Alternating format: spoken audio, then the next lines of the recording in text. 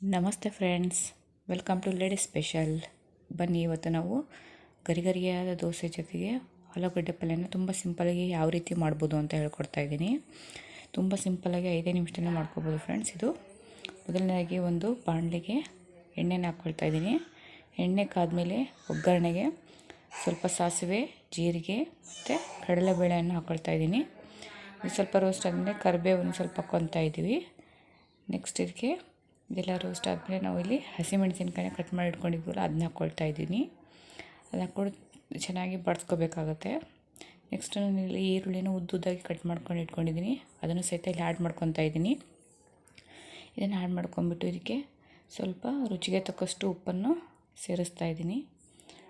ಇದನ್ನು ಉಪ್ಪನ್ನು ಸೇರಿಸ್ಕೊಂಬಿಟ್ಟು ನಾವು ಇಲ್ಲಿ ನೋಡ್ತಾ ಇದ್ದೀರಲ್ಲ, ಸ್ವಲ್ಪ ರುಚಿಗೆ ತಕ್ಕಷ್ಟು ಉಪ್ಪನ್ನು ಹಾಕ್ಕೊಂಬಿಟ್ಟು ನೆಕ್ಸ್ಟ್ ಇಲ್ಲಿ ಸ್ವಲ್ಪ ಅರಿಶಿಣ ಪೌಡರನ್ನು ಹಾಕ್ಕೊಳ್ತಾ ಇದ್ದೀನಿ.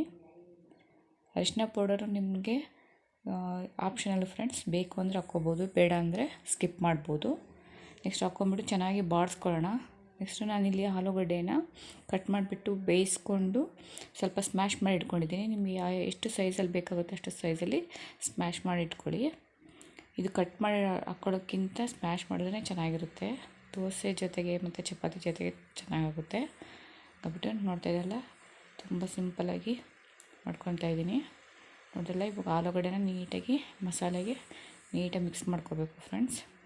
ಇವಾಗ ನಮಗೆ ಬೇಕು ಅಂತಂದರೆ, ನಮಗೆ ತುಂಬ ಗಟ್ಟಿ ಆಗುತ್ತೆ ಅಂತ ಅನಿಸಿದರೆ ಸ್ವಲ್ಪ ನೀರನ್ನು ಆ್ಯಡ್ ಮಾಡ್ಕೊಳ್ಳೋಣ.